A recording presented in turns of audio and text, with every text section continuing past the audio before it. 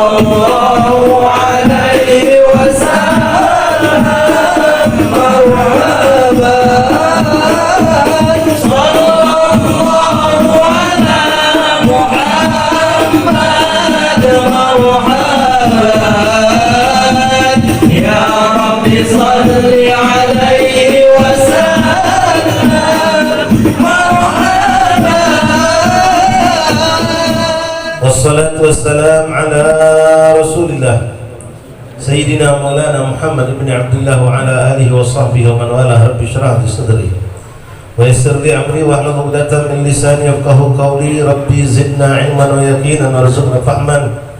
Allahumma arzuqna fahman nabiyyin wa hifdzal mursalin wa ilhamka ilham malaikatil muqarrabin. Subhanaka la ilma lana illa ma 'allamtana innaka antal alimul hakim. وتب علينا يا رب إنك أنت التواب الرحيم. اغفر لنا وارحمنا وأنت خير الراحمين فانصرنا على القوم الكافرين برحمتك يا أرحم الراحمين. معاشر الحاضرين، معاشر الحبايب، معاشر الأساتذة، معاشر الآباء والحجاج رحمني رحمكم الله. السلام عليكم ورحمة الله وبركاته. Yang kami muliakan dan kami cintai, kami hormati segenap para alim ulama, para asatiz yang alhamdulillah berkumpul pada malam hari ini. Di antaranya akhina fillah Ustaz Hasan dan juga Ustaz Harun dan asatiz yang lain. Minta maaf tidak menyebutkan nama satu-satu, tapi insyaallah semua nama kita disebut di sisi Allah. Bahkan Allah menyebut nama kita sesuai apa yang dikatakan oleh Allah dalam hadis Qudsi, man dzakarani dzakar kata Allah, man dzakara fil malak dzakara fil malak khair min. Siapa yang menyebut nama aku sendirian, maka aku akan menyebut nama mereka, dan siapa yang menyebut nama aku dengan berkelompok, maka akan aku sebut nama mereka di kelompok atau perkumpulan yang lebih mulia. Ma'asyur ahbab rahimahumullah, alhamdulillah, alhamdulillah, begitu banyak nikmat yang Allah berikan kepada kita. Nikmat Islam, nikmat iman, nikmat sehat wal afiat, nikmat ketenangan, kenyamanan, ketentraman yang saat ini kita rasakan, nikmat rizq, nikmat bermacam fasilitas. Dan di antara nikmat-nikmat tersebut yang sangat penting yang kita dapatkan adalah nikmat taufik dan hidayah, sehingga kita dapat kumpul melakukan bermacam ketaatan tidak lain dan tidak bukan karena hidayah dan taufik dari Allah Subhanahu wa ta'ala. Dan di antara nikmat yang teramat sangat besar yang juga adalah nikmat tersebut amanah dari Allah Subhanahu wa taala adalah kita dikaruniai anak yang setiap orang yang berumah tangga atau menikah berharap untuk mendapatkan anak dan keturunan. Ma'asyiral ahbab rahimani rahimakumullah, begitu besar ini nikmat. Namun kalau kita tidak mampu menjaga ini nikmat, dia akan menjadi nikmah, bukan nikmat. Namun kalau kita mampu menjaga dan memelihara dengan baik, maka janji Allah akan kita dapatkan nikmat di atas nikmat di atas nikmat akan kita dapatkan. La in syakartum la azidannakum wa la in kafartum inna adzabi lasyadid. Bapak Ibu hadirin rahimani rahimakumullah, malam ini kita dalam rangka majelis rutinan Akhina Ustaz Hasan yang bergabung diambil oleh Al-Akh Sandi untuk sekaligus mengambil berkah majelis dan mengadakan maulid Nabi Muhammad SAW di rumah beliau dalam rangka tasyakuran khitanan anak beliau dan juga tadi tasmiyah. Anak yang dititipkan Allah kepada kita semuanya terlahirkan dalam badan suci, kata Rasulullah. Kullu mauludun yuladu 'alal fitrah. Tinggal kita Bapak hadirin Ibu bagaimana untuk mencetak ini anak. Mampukah kita mempertahankan kesuciannya, atau bahkan bukan hanya mempertahankan, bahkan menambahkan kesuciannya, atau ini anak akan hilang kesucian dan keberkahannya, bahkan bertumbuh dengan tubuh yang tidak diridhai Allah Subhanahu wa taala. Ma'asyiral ikhwan rahimani rahimakumullah, semua orang tua pasti berharap punya anak yang soleh dan solehah. Namun anak tidaklah akan muncul jadi anak yang soleh dan solehah kecuali dengan kita berusaha dan berdoa. Walaupun Allah mampu memberikan seorang anak langsung jadi soleh dan solehah seperti yang ada pada nabi-nabi dan para rasul, atau perempuan-perempuan suci yang disebutkan kisah mereka dalam Al-Quran atau lewat hadis-hadis Rasulullah. Namun kebanyakan manusia butuh proses untuk menjadikan anaknya menjadi soleh dan solehah. Ikhwan rahimani rahimakumullah, kabar gembira telah datang dari Rasulullah seperti yang kami sampaikan.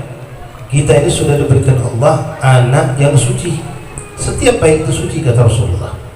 Walaupun maaf, mungkin kedua orang tuanya bukan orang yang soleh dan solehah. Bahkan sebagian ulama mengatakan makna ucapan Nabi ini pun berlaku pada bayi yang kafir. Mereka suci pada hakikatnya, fitrah. Tinggal bagaimana abawai kedua orang tuanya untuk mewarnai ini anak, apakah akan diwarnai dengan cara yang diridhai Allah atau tidak, sebagaimana Nabi mencontohkan. Tergantung orang tuanya, apakah mau dijadikan seperti Majusi, na'udzubillah min dzalik, atau Nasrani, atau Yahudi, atau yang lain-lainnya, na'udzubillah min dzalik. Kiat untuk menjadikan anak soleh itu Bapak Alhamdulillah telah diajarkan oleh Rasulullah dan para salaf, dan itu berlaku sampai hari ini, bukan hanya di zaman mereka. Walaupun kita sering merasakan prihatin yang sangat, keadaan zaman kita ini Bapak hadirin kita saksikan dan tidak kita pungkiri lebih buruk daripada keadaan zaman sebelum kita. Bahkan zaman masa kecil kita tidak separah seperti zaman sekarang. Tapi ini bukan sebab untuk kita berputus asa untuk berharap anak menjadi anak soleh dan solehah. Allah pasti akan menolong jika seorang hamba berkeinginan dalam mencari ridha Allah Subhanahu wa taala. Dalam satu sisi keburukan memang begitu luas dan terbentang, bahkan sampai ke dalam saku-saku kita, sampai dalam rumah-rumah kita, di kamar-kamar kita keburukan itu begitu nampak, kejelekan itu ada. Namun kebaikan insyaallah pun tetap ada, ikhwan rahimani rahimakumullah. Kita saksikan kalau dari kebaikan mungkin 20 tahun, 30 tahun yang lewat mencari majelis taklim susah Pak. Tapi sekarang Masya Allah di mana-mana banyak majelis taklim. Kalau dulu nyari anak muda yang rajin ke majelis Pak susah, yang ada cuma orang tua yang duduk di majelis, di musola, di masjid. Tapi sekarang alhamdulillah kita saksikan begitu banyak yang mewarnai majelis-majelis kita adalah anak-anak muda.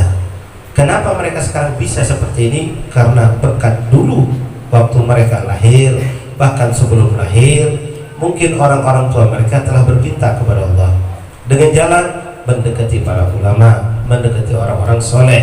Dan pasti maaf ibu bapak, sebejat apapun manusia pasti kepengen punya anak yang soleh dan solehah, walaupun dia sadar dirinya tidak menjadi orang yang baik.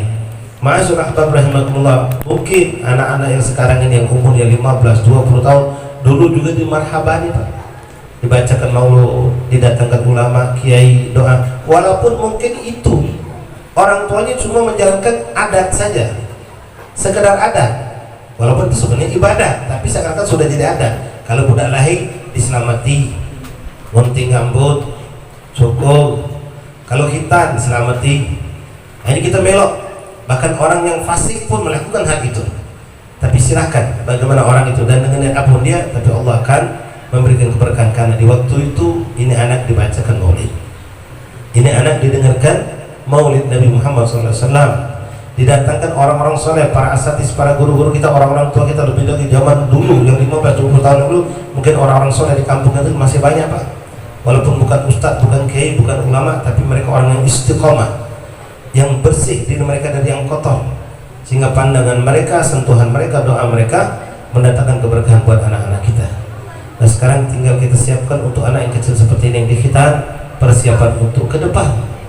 Karena keadaan sekarang kita sudah lihat, memperhatikan begitu banyak sekali sumber keburukan masuk terdatang kepada kita. Kalau dulu kita harus mendatangi maksiat, sekarang maksiat ngampirin kita Pak. Kalau dulu kita lari, sekarang kita dikejar. Ini keadaan yang kita dapatkan sekarang. Bahkan baru-baru ini saya dapat informasi ada satu pesantren memberhentikan 3 santrinya karena melakukan perbuatan yang melanggar syariat Allah. Ketika mereka ditanya, dari mana kau tahu tentang hal ini? Mereka semua jawaban dengan sama, dari HP. Memang inilah keadaan yang kita dapat sekarang Pak. Ma'asyiral hadirin rahimakumullah, khususan kepada akhirnya Muhammad Musa yang tadi anaknya ditasmiyah dan juga Sandi sebagai anak yang anaknya dihitan. Kiat-kiat yang diajarkan oleh baginda Rasulullah, para ulama mungkin sudah jelas dan kita semua tahu. Apa yang kita lakukan dengan memberikan nama yang baik adalah salah satu cara untuk mendapatkan anak yang baik. Kemudian mengadakan tasyakuran dengan cara yang baik, ini pun adalah cara untuk mendapatkan syukur yang akan ditambah nikmat oleh Allah. Lalu berikanlah pendidikan yang baik dari semenjak dini. Tadi maghrib kami pembahasan dan kitab Sabil Itikar karangan Imam Haddad menyentuh masalah proses kehidupan manusia ketika masuk menjelang umur baligh Pak. Anak-anak itu sudah dianjurkan oleh Rasulullah kita dari umur 7 tahun didik untuk mengenal sholat. Lalu ulama menafsirkan dari sholat itu juga puasa dan semua kebaikan mulai dikenalkan dari umur 7 tahun. Kita ini banyak bapak punya target untuk anak tapi urusan dunia. Anak aku kalau sudah lulus kakek harus sekolah di sini, dia lanjut sekolah di sini, kakek kuliah di sini, melok kursus ini kakek. Itu bahkan terlalu berangan-angan bakal jadi pejabat kah, jadi orang kaya gitu kita harapkan, kita bayangkan. Tapi jarang di antara kita punya target untuk urusan anak kita dalam urusan akhirat. Padahal yang kekal itu akhirat. Kita motivasi anak kita untuk ngejar dunia, dia ngejar dunia begitu sampai kuliah atau dimatikan Allah. Apa yang kita dapat? Nol besar Pak, tidak ada hasil sama sekali. Tapi kalau kita arahkan ke arah akhirat, anak ini misal belum sempat jadi ulama, belum sempat jadi kiai, tapi sepanjang perjalanan hidup dia di masa kecil sampai muda sampai dewasa, dia melakukan bermacam ketaatan, maka jelas ini tabungan akhirat akan kita dapatkan. Ikhwani rahimani rahimakumullah, kita yang sekarang punya anak balita atau masih umur SD ke bawah, saya ingatkan untuk kita semua, benar-benar ini zaman sekarang sudah begitu berat, apalagi anak kita 10 tahun lagi jadi bujang, akan lebih berat lagi Pak. Orang-orang soleh, orang-orang tua sudah banyak yang meninggal dunia, asatis menunggu sudah banyak yang uzur. Maka keadaan yang begitu menyeramkan yang mungkin kita dapatkan 10 tahun lagi itu akan lebih berat kalau tidak kita basiki anak kita dari sekarang, berikan bekal yang kuat dari sekarang. Jadi jangan cuma berpikir saat ini, tapi pikirkan 10 tahun lagi, 15 tahun lagi Pak. Sekarang Masya Allah, dulu waktu muncul HP ya, kita cuma baca teleponan Pak. Dengan selalu perempuan itu sudah Masya Allah ngasuh sudah jaya. Lebih dari situ kita baca WA muncul, sampai baca ngirim foto, sampai baca video call, terus meningkat. Lagi mungkin ke depan tidak tahu lagi apa yang baca terjadi. Ya, subhanallah.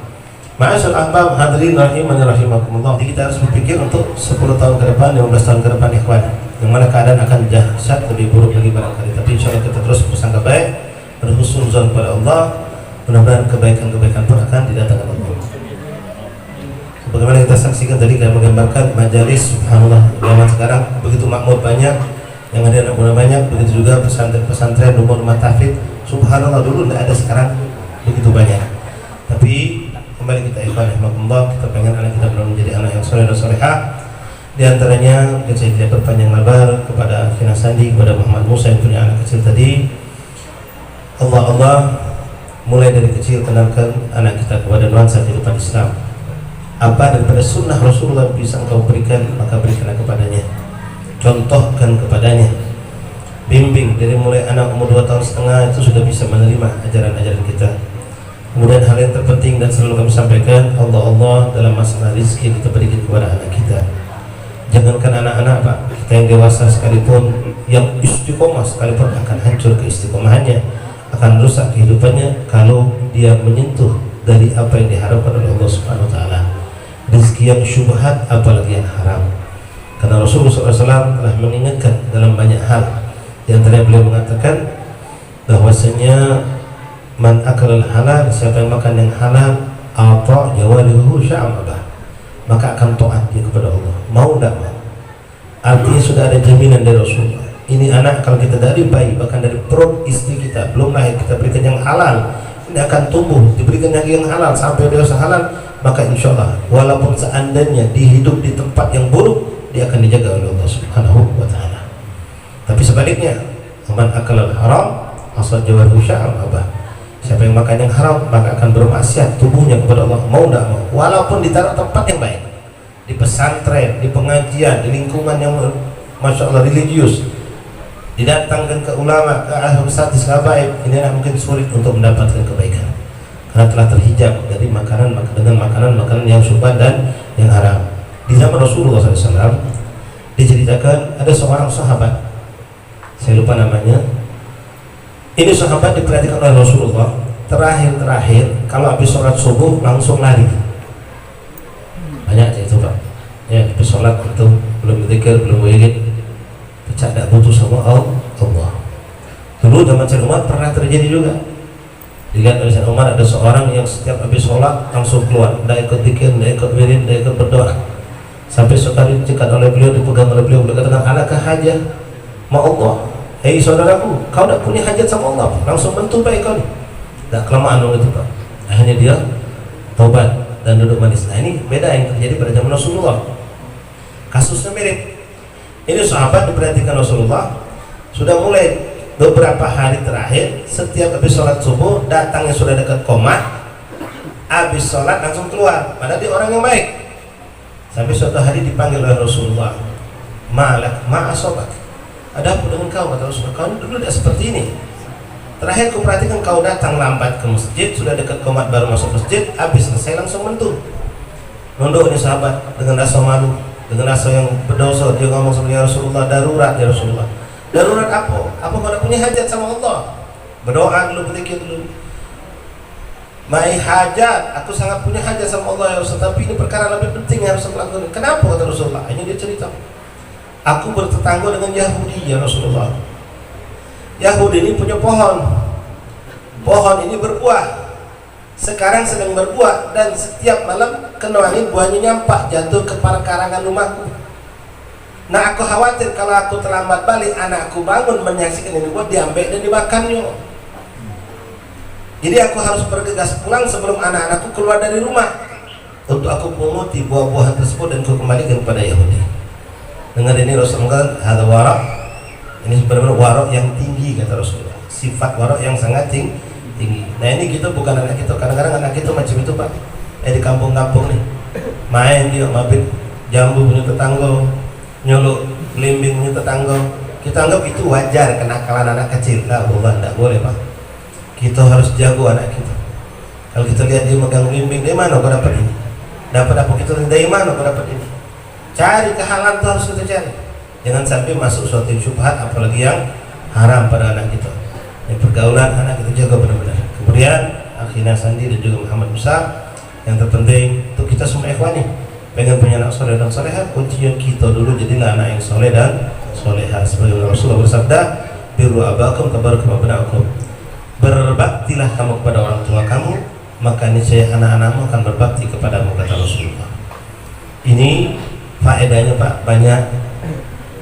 Aslinya sudah jelas. Kalau kita hari ini berbakti, maka insya Allah anak kita ke depan akan berbakti kepada kita.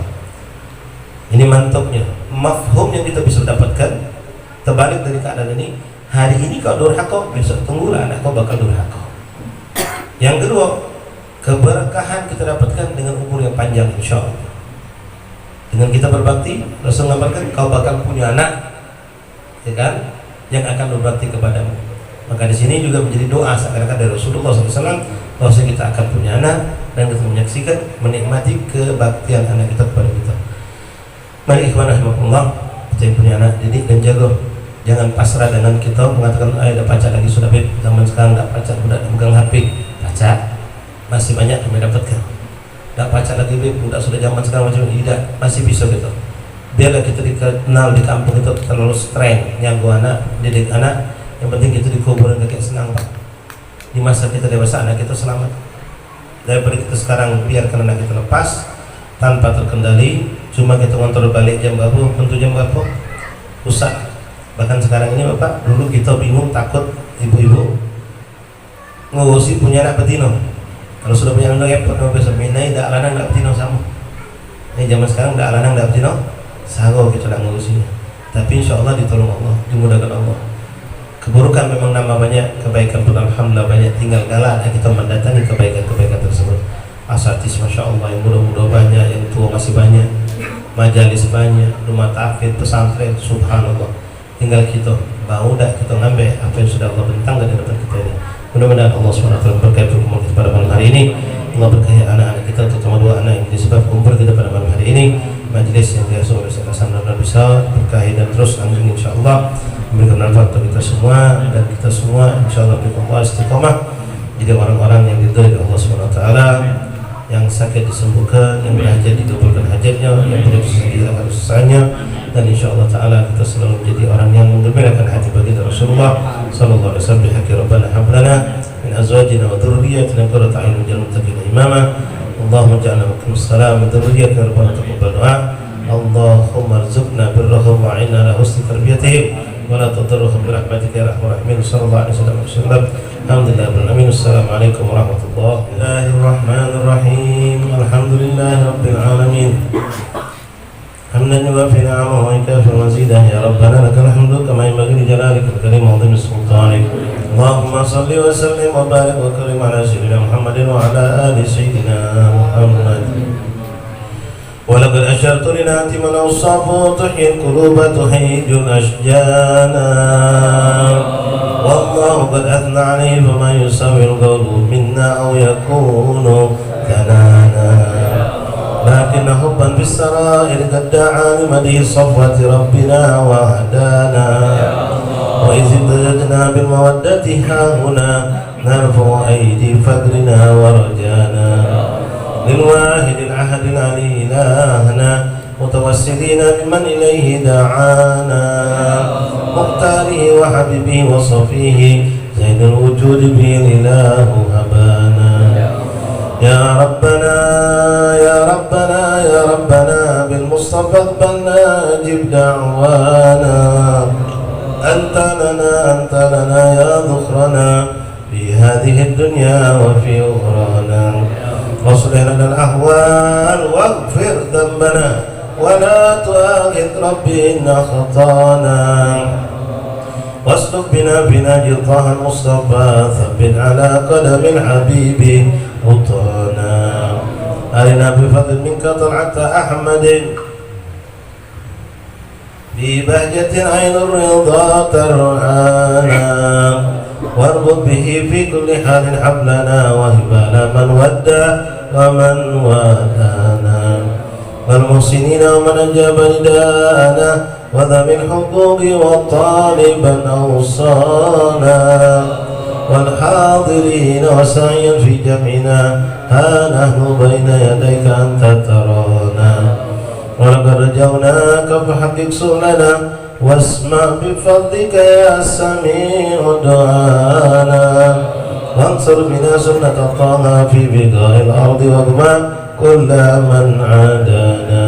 وانظر إلينا وانظر إلينا واسقنا كأس الهنا واشف وعاف عاجلا مرضانا واقض لنا الحاجات واصل ختمنا إن الممات وأصلها نغبانا يا رب واجمعنا وأحبابا لنا في دارك الفردوس يا رجوانا يا رب واجمعنا وأحبابا لنا في دارك الفردوس يا رجوانا يا رب واجمعنا وأحبابا لنا في دارك الفردوس يا رجوانا بالمصطفى صل عليه وآله ما حركت الصبا وصانا سبحان ربك رب العزة عما يصفون والسلام على المرسلين والحمد لله رب العالمين